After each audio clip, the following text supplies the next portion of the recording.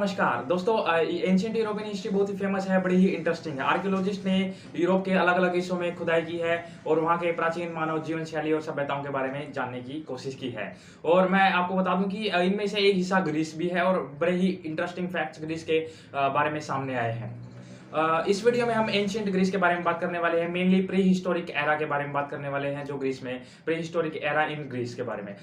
तो उससे पहले स्टार्ट करने से पहले इस वीडियो को आप हमारे चैनल को सब्सक्राइब कीजिए और इस वीडियो को लाइक कर दीजिए। तो चलिए दोस्तों, एक बार ग्रीस की जो नॉर्मल जियोग्राफिकल कंडीशंस हैं, यानी जो प्रेजेंट ग्रीस की जियोग्राफी है उसके बारे में थोड़ा सा बात कर लेते हैं। ग्रीस यूरोप के साउथ ईस्ट में स्थित एक देश है जिसकी टोटल पॉपुलेशन 10.7 मिलियन है। यहाँ ग्रीक लैंग्वेज बोली जाती है, करेंसी यहाँ पे यूरो चलती है और साथ में जो ग्रीस को टोटल 13 पेरिफेरीज में डिवाइड किया गया है और उसमें 13 पेरिफेरीज के अलावा एक ऑटोनोमस रीजन भी है ग्रीस में। ग्रीस को 25 मार्च 1821 को ऑटोमन साम्राज्य से आज़ादी मिली थी। ग्रीस के छोटे छोटे 6000 आइलैंड, अराउंड 6000 आइलैंड एजेंसी में मौजूद हैं।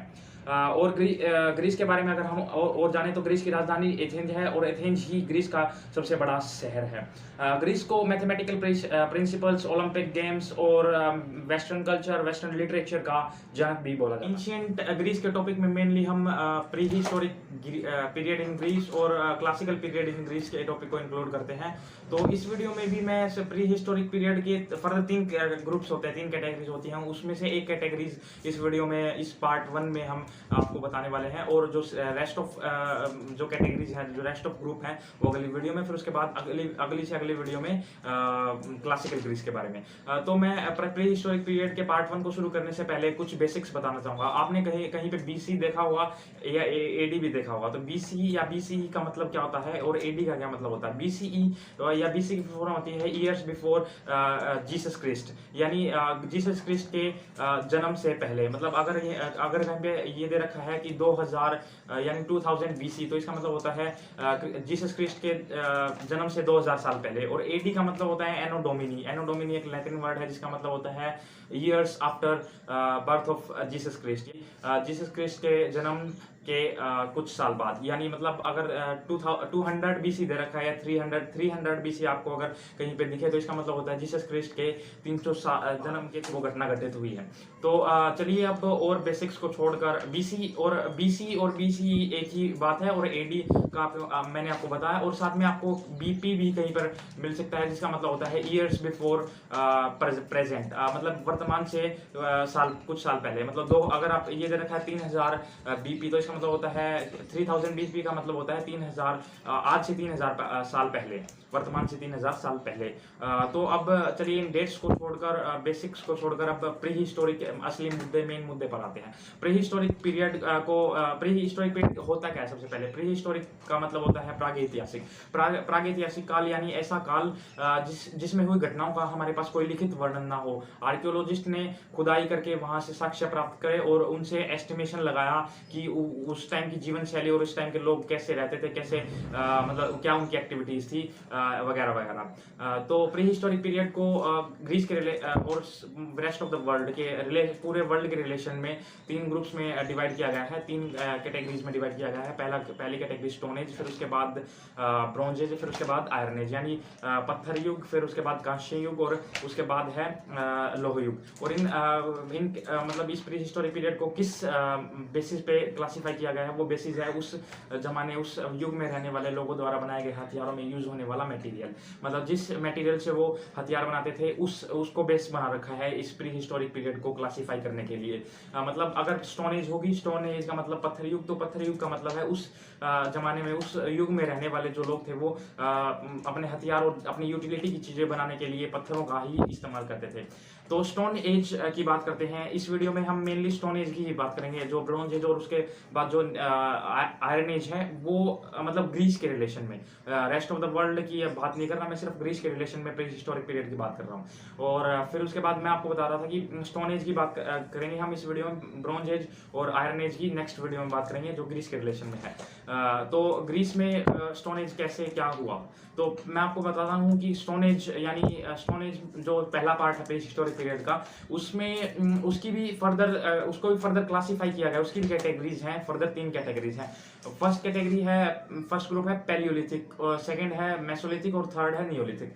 तीनों ग्रीक वर्ड हैं और जिनका मतलब पैलियोलिथिक का मतलब होता है ओल्ड स्टोन एज, फिर उसके बाद मेसोलिथिक का मिडिल स्टोन एज और फिर उसके बाद नियोलिथिक का new stone as. Palaeolithic period शुरू में जब जो दो इंसानों की दो मतलब जो जानवरों जंतुओं की दो कैटेगरीज मानी जाती थी, होमोनोइड और होमोनिड्स।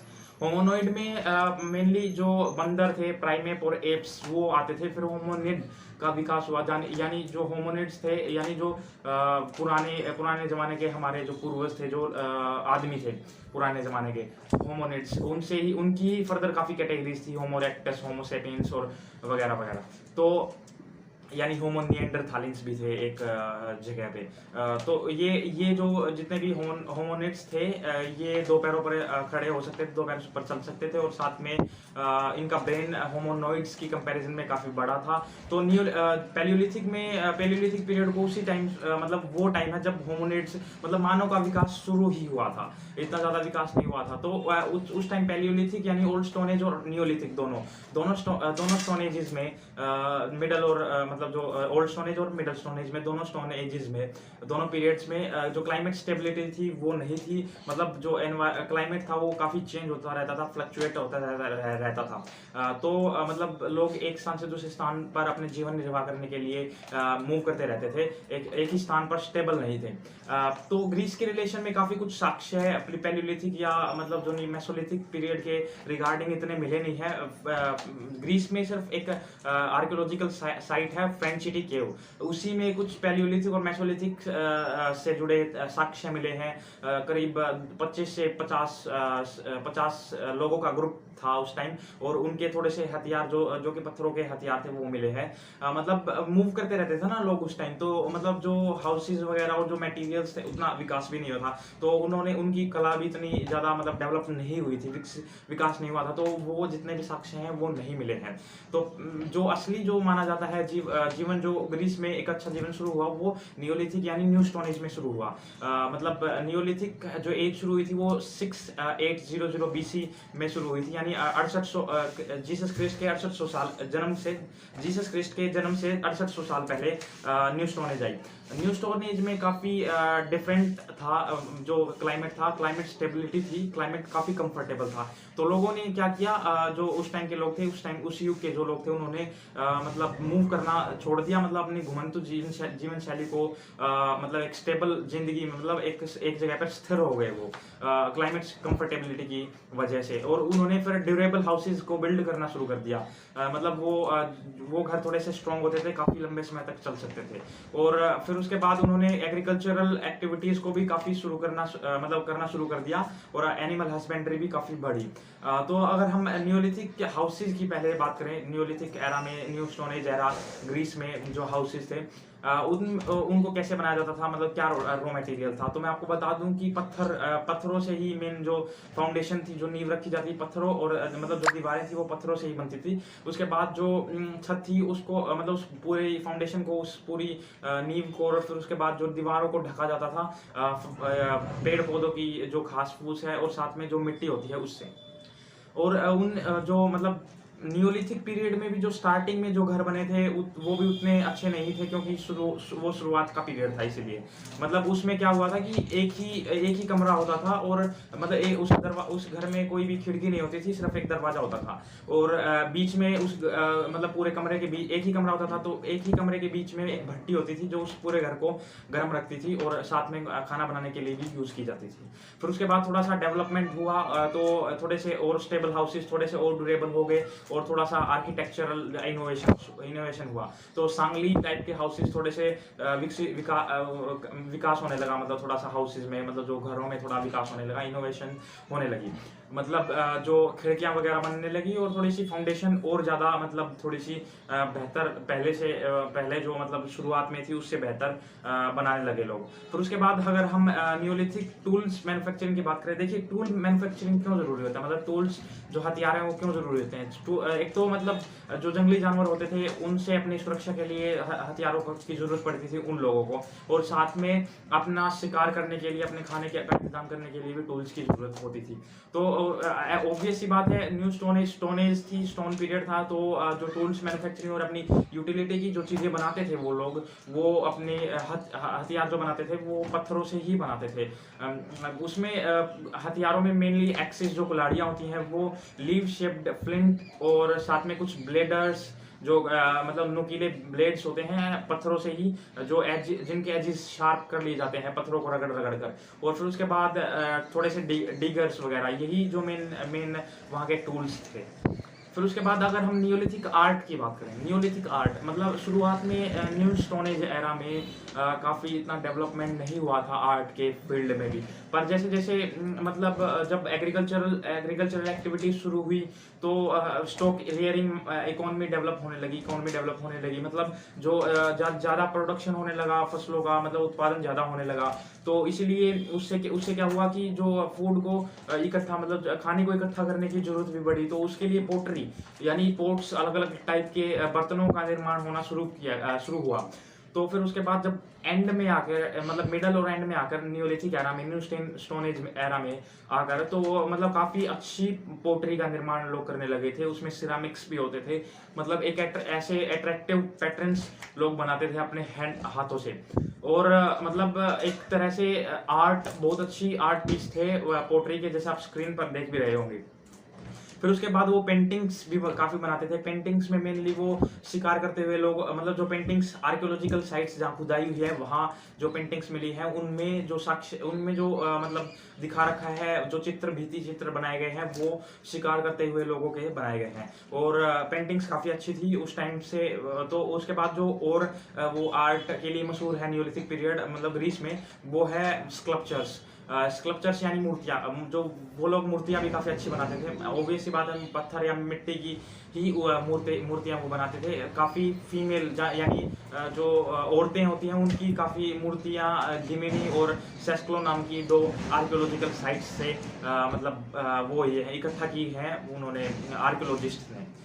तो आर्ट के क्षेत्र में उन्होंने काफ़ी। फिर उसके बाद अगर हम फूड और क्लोथ्स के बारे में बात करें तो क्लोथ्स तो मेनली उन्होंने थोड़े से ठीक ठाक ही क्लोथ्स पहनते थे, जैसे आप स्क्रीन पर देख रहे हैं। और फिर उसके बाद अगर हम उनके फूड की बात करें तो जो मतलब वो क्या करते थे, थोड़ी हंटिंग करते थे वो लोग, उस जमाने के लोग शिकार करते थे और साथ में फसलों का उत्पादन करते थे, जैसे कि हो गया गेहूं हो गया, फिर उसके बाद बाजरा, और फिर उसके बाद जो मतलब फिर उसके बाद और जब डेवलपमेंट होती गई, जब खेती में विस्तार होता गया तो और फसलें भी वो उगाने लगे।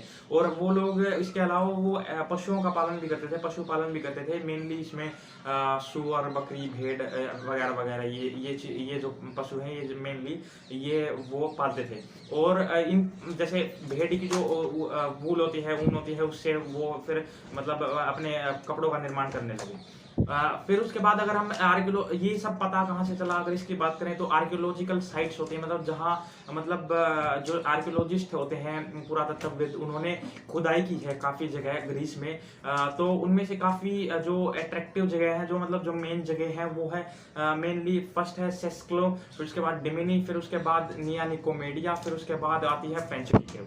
तो ये मेन जगह है जहाँ पे मतलब आर्कियोलॉजिकल साइट्स काफ़ी, मतलब साक्ष्य काफ़ी प्राप्त हुए हैं वहाँ की जीवन शैली और लोगों के बारे में, मतलब डाटा इकट्ठा करने में, जो मतलब मूर्तियाँ वगैरह और जो पेंटिंग्स के जो साक्ष्य मिले हैं वो वहीं से मिले हैं। सेस्क्लो को क्रिस्टोस साउंटस ने 1899 में खुदाई की थी वहाँ पे सेस्क्लो में, और काफ़ी वहाँ पे मूर्तियाँ, मतलब पोट्री काफ़ी निकली थी वहाँ पे, पोट्री यानी पोट्स, उस पे काफ़ी सिरेमिक्स थे, वो आज के ज़माने में म्यूजियम में रखी गई है। और वैसे ही डिमिनी में भी फीमेल स्कल्पचर्स काफ़ी मिले थे। डिमिनी नाम की एक जगह है, आर्कियोलॉजिकल साइट्स है, वहाँ पे भी क्रिस्टोस साउंटस ने अपने एक सहयोगी आर्कियोलॉजिस्ट के साथ मतलब वो की थी, खुदाई की थी, और वहाँ पे भी मतलब काफ़ी फीमेल स्कल्पचर्स और साथ में पोट्री मतलब वहाँ पे साक्ष्य ये मिले हैं खुदाई के वक्त। और फिर उसके बाद अगर निया निकोमेडिया की बात करें, निया निकोमेडिया को 1961 में आरजे रोडन ने ही खुदाई की थी वहाँ पे। और वहाँ पे भी मतलब मतलब जो पेंटिंग्स थी वहाँ पे फसलों और फसलों की पेंटिंग्स में थी काफ़ी, जिसमें फसलों के बारे में बता रखा था। और साथ में वहाँ पे पशुओं के साक्ष्य मिले हैं, मतलब पशुओं वहाँ कौन कौन से पशु उस टाइम वो पालते थे उसके साक्ष्य मिले हैं, तभी फसलों और पशुओं से रिलेटेड हमें ये डाटा अवेलेबल हुए हैं। फिर उसके बाद जो फ्रेंच सिटी केव है, मैंने पहले ही बताया, वहाँ पैलियोलिथिक और मेसोलिथिक एरा के मतलब पीरियड के लोग भी रहते थे। मतलब उन्होंने मूव करना शुरू कर दिया था। मतलब ये भी हो सकता है कि वो वहाँ के नेटिव मतलब रहने वाले नहीं हो, परमानेंट रहने वाले नहीं हो, वो उस जो केव है वो उसमें काफ़ी थोड़े से टाइम के लिए रुक गए हों, फिर आगे मूव कर गए हों। तो उससे रिलेटेड ज़्यादा डाटा, ज़्यादा साक्ष्य नहीं मिले हैं। न्यूलिथिक एरा के साक्ष्य मिले हैं, उसमें मेनली वहाँ पे स्कल्पचर्स मिले हैं, थोड़े बहुत पोट्री मिली है। तो ये था न्यूलिथिक एरा। तो अब मैं आपको ये बताना चाहूँगा कि वहाँ पे मतलब लैंग्वेज जो भाषा बोली जाती है उसके रिलेशन में कोई भी मतलब संकेत अभी तक पता नहीं चला है।